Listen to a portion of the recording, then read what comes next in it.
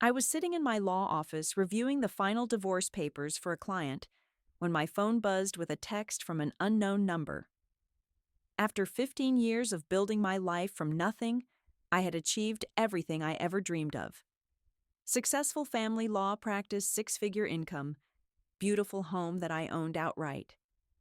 I was completely at peace with my life until I read those words that made my blood run cold. Hi, Gloria. This is your mom. I know it has been 15 years, but I really need to talk to you. Your sisters and I have been going through some tough times. Before I tell you how I protected myself from the family that abandoned me, drop a comment about where you are watching from, and if you have ever had toxic family members try to come back into your life, hit that like button, because you will understand the emotional roller coaster I was about to experience. But trust me, what they wanted from me will absolutely disgust you. To understand why that text message felt like a knife to my heart, you need to know how my childhood ended when I was just 8 years old. My biological mother Karen decided one night that her new boyfriend Jake was more important than her youngest daughter. I remember that night like it was yesterday, watching her pack suitcases in the dark, while my two older sisters Ashley and Brittany helped her load the car. When I asked where they were going, she knelt down and looked me in the eyes with a coldness that still haunts me. "You are too difficult, Gloria. You look too much like your father, and Jake does not want you around. You will stay with Grandma Helen. I will come back for you soon." Those were the last words my mother spoke to me for 24 years. Ashley was 10 and Brittany was 12, both old enough to understand what was happening, but too young to stand up for their baby sister. They left with her that night, choosing the promise of a new life over loyalty to me. Grandma Helen was 65 years old and living on a small Social Security check when she suddenly became responsible for raising her abandoned granddaughter. She never complained, never made me feel like a burden, but I could see the financial strain in the way she counted grocery money and turned the heat down during winter months. I learned to be independent, fast cooking simple meals, doing my own laundry, and completing homework without supervision, because Grandma worked part-time cleaning offices to make ends meet. For the first few years, I would ask constantly when Mommy was coming back. Grandma Helen would get a sad look in her eyes and change the subject, always saying, "Focus on your future, sweetheart. That is what matters now." The occasional phone calls on my birthday stopped after the third year.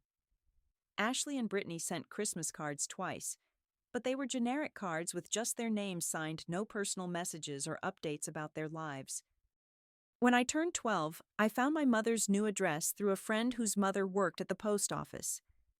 I wrote letter after letter, pouring my heart onto paper, telling her about school achievements, asking about my sisters, begging to visit for just one weekend. None of those letters were ever answered. I would check the mailbox every single day for months, hoping for some sign that my family still cared about me. The silence was deafening.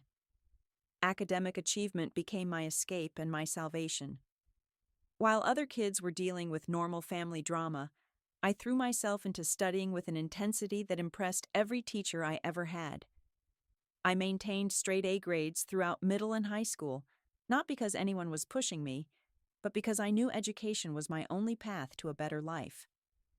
When college acceptance letters started arriving, I had earned a full academic scholarship to State University. Grandma Helen passed away during my junior year of college from heart failure. I was devastated to lose the only person who had ever truly loved me unconditionally. The funeral was small, just me, a few of her church friends, and the pastor who had known our family for decades.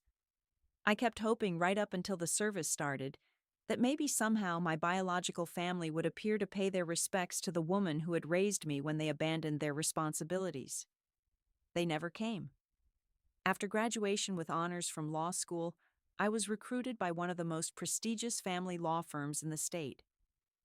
The irony was not lost on me that I had chosen to specialize in the very area of law that governed the dysfunction I had experienced firsthand. I understood abandonment, custody disputes, and family trauma in ways that textbooks could never teach. My clients connected with me because I genuinely understood their pain. 8 years into my legal career, I made the decision to open my own practice. The financial risk was enormous, but I had saved every penny and lived below my means since starting work. Within 2 years, my client base had grown to the point where I was earning more money than I had ever imagined possible as a child, counting grocery money with my grandmother. I bought a beautiful house in the best neighborhood, drove a reliable car, and had built the stable, independent life that 8-year-old Gloria had dreamed about during those long nights, wondering why she was not good enough to keep. Staring at that text message, my hands started shaking so violently that I nearly dropped my phone.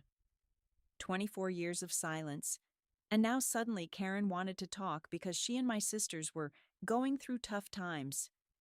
The audacity of reaching out only when they needed something was breathtaking, but not entirely surprising given what I remembered about my mother's character. I spent 20 minutes staring at those words before I could even formulate a response. Memories flooded back of that 8-year-old girl who used to sit by the window every afternoon watching for a car that never came. The rational part of my brain, the part trained in family law and psychological manipulation, recognized this contact for what it probably was. But the wounded child inside me whispered, "Maybe they really missed you." Finally, I typed back, "Who is this? How did you get my number?" I needed to hear her say. It needed confirmation that this was really happening. Her response came within minutes, and I could practically hear the manipulation dripping through the text. "It is really me, your mom. I have been looking for you for years, honey. I found your law office online and called to get your information. I have been thinking about you every single day since we left. Your sisters miss you so much. We want to be a family again." Every sentence was a carefully crafted lie designed to pull at heartstrings I thought I had protected. The claim that she had been looking for years was laughable since I had been in the same city this entire time. My law practice was well known, and my name had been in the legal community for over a decade. If she had wanted to find me, it would have taken one Google search. After a week of internal debate, I agreed to one phone call. When I heard Karen's voice for the first time in 24 years, she sounded older and more worn down, but the manipulative tone was exactly the same as I remembered. She immediately launched into a sob story about how life had been so hard without me, how she had made terrible mistakes, and how the family was never complete without their smart, successful Gloria. The conversation revealed disturbing details about their current situation. Ashley, now 32, was a single mother working minimum wage jobs with 2 young sons. The father had abandoned them completely, leaving her struggling to provide basic necessities. Brittany, 34, was unemployed due to a gambling addiction that had cost her multiple jobs and relationships. Karen was still living with Jake in a trailer park, where his drinking problem had prevented him from maintaining steady employment for years. Within days of that first call, both of my sisters reached out separately. Ashley sent a long text message filled with apologies and explanations. "I am so sorry for everything that happened. I was just a kid following Mom, and I did not understand how wrong it was to leave you behind. I have thought about you constantly over the years. I need my big sister back in my life." Brittany called me crying hysterically about her mistakes and poor choices. "I have messed up everything in my life, Gloria. I need my big sister to help me figure out how to get back on track. You always were the smartest one of all of us. I should have stayed with you and Grandma instead of following Mom." What struck me immediately was how both conversations kept circling back to my success and their failures. They wanted to know what kind of law I practiced, how much money I made, what my house was like, whether I was married. None of them asked about my emotional well-being, my struggles growing up without family support, or how Grandma Helen's death had affected me. The curiosity was entirely one-sided, focused on what I could provide, rather than who I had become. During the second phone call with Karen, she asked directly about my legal specialization. When I mentioned family law and gave a general idea of my annual income, Her entire tone shifted. Suddenly, she became much more interested in maintaining regular contact. Ashley immediately started asking about my house, my car, and my lifestyle. Brittany began dropping hints about emergency situations that required temporary help from family members. The red flags were mounting rapidly, but part of me wanted desperately to believe that their outreach was genuine. I had spent my entire adult life wondering whether I had done something wrong to deserve abandonment. The professional side of my brain, trained to recognize manipulation in family dynamics, was screaming warnings. But the abandoned child inside me whispered that maybe finally they had realized their mistake and wanted to make amends. 3 weeks into our renewed contact, Karen called with her first direct request for money. She claimed they were about to be evicted from their trailer and needed just $2,000 to avoid homelessness. She promised to pay me back as soon as Jake found steady work, which she insisted was going to happen any day. When I hesitated, she played the guilt card. After everything I have been through raising your sisters alone, I think I deserve some help from my successful daughter. Blood is thicker than water, Gloria. The phrase raising your sisters alone particularly stung because she had chosen to raise them alone by abandoning me. But against my better judgment, I sent the money. Within days, Ashley was texting about needing funds for her son's school clothes because you are their aunt and they are family too. Brittany called in tears claiming she owed $5,000 to dangerous people, and her life was in danger if I did not help immediately. Rather than continuing to react emotionally to their escalating demands, I made the decision to use my legal resources to investigate their backgrounds. What I discovered through public record searches was even worse than I had imagined. Karen had been evicted from multiple properties over the past 5 years and had filed for bankruptcy 2 years earlier. Ashley was receiving food stamps and was behind on court-ordered payments from her children's father. Brittany had a criminal record for check fraud related to her gambling addiction, and court documents showed a pattern of financial irresponsibility going back years. Most damaging to their claims of wanting to reconnect out of love was what I found on social media. None of them had ever attempted to search for me online, despite my professional presence being easily discoverable. Their social media profiles showed no evidence of missing me or expressing regret about our separation.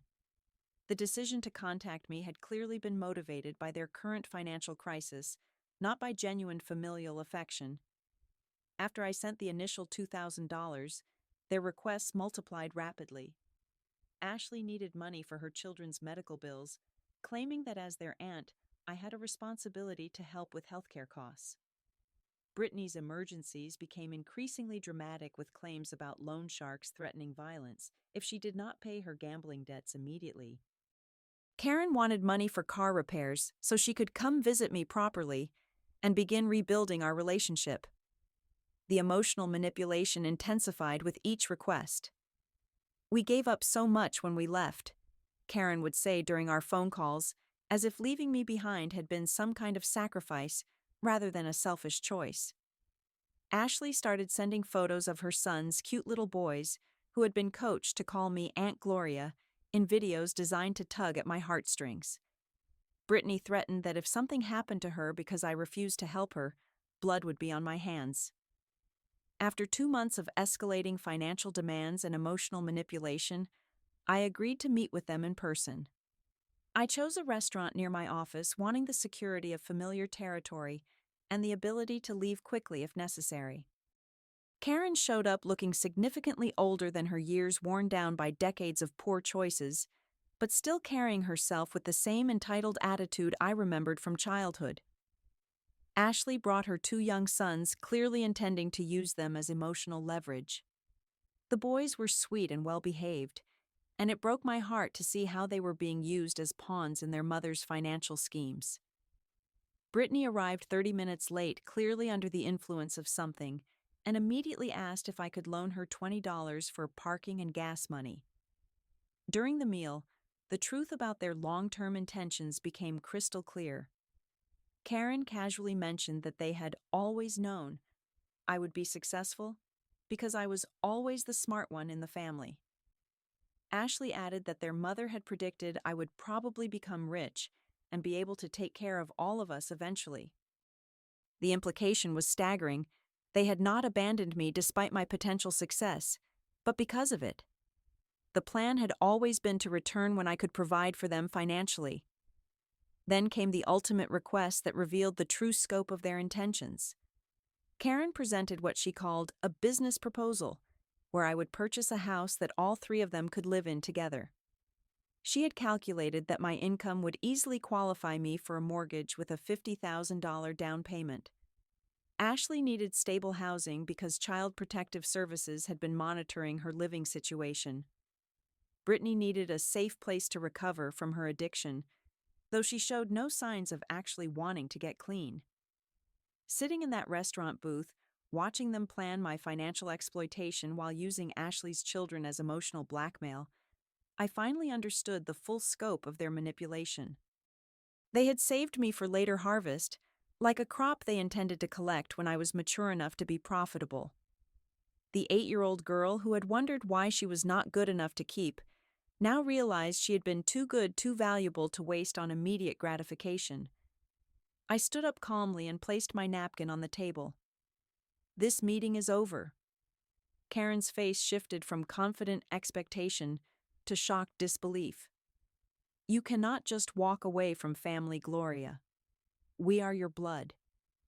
You walked away from me 24 years ago, I replied evenly. I am just returning the favor. Ashley started crying and grabbing for my arm. Please think about the kids. They need a stable aunt figure in their lives. I looked down at her and spoke with the clarity that had eluded me as a child.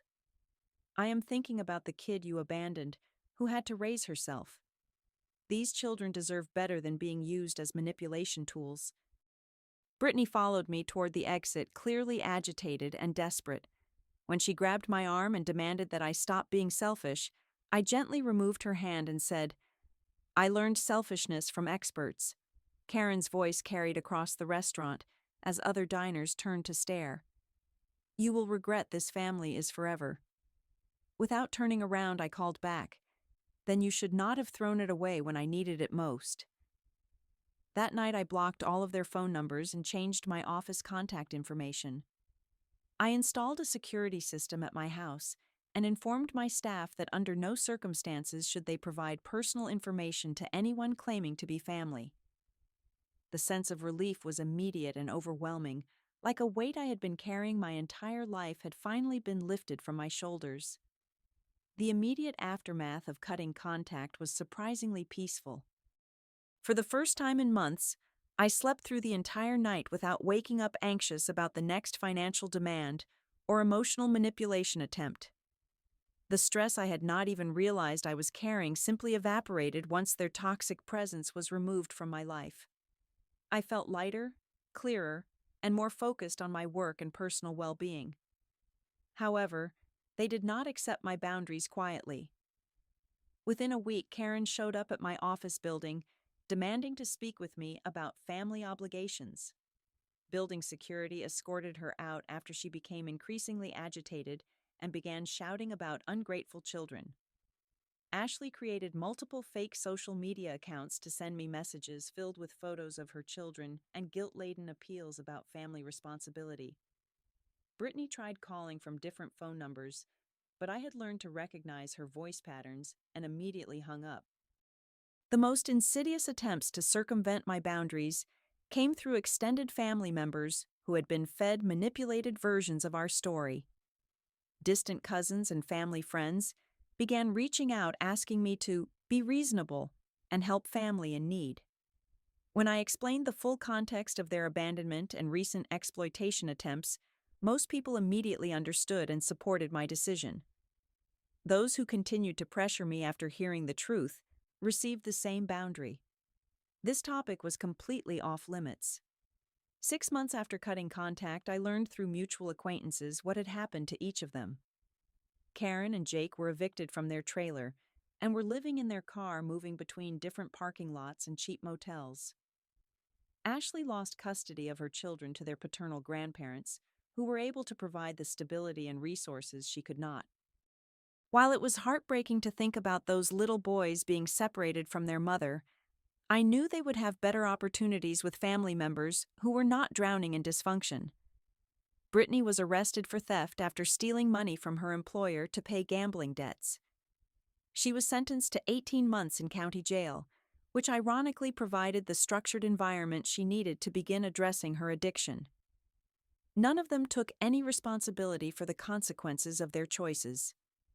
According to the family members who updated me, all three continued to blame me for abandoning family and forgetting where I came from. The healing process was facilitated by therapy sessions, where I worked through both the original childhood abandonment and the recent manipulation attempts. My therapist helped me understand that I had been parentified as a child, forced to become emotionally and practically self-sufficient at an age when I should have been receiving care and protection. The recent reconnection attempt was a classic pattern of financial exploitation targeting successful individuals with family trauma histories. I learned the crucial difference between forgiveness and reconciliation. Forgiveness was something I could work toward for my own peace of mind, but reconciliation required trustworthy behavior and genuine change from the other party. Their recent actions had proven that they remained fundamentally the same people who had abandoned me decades earlier. They were simply more sophisticated in their manipulation techniques.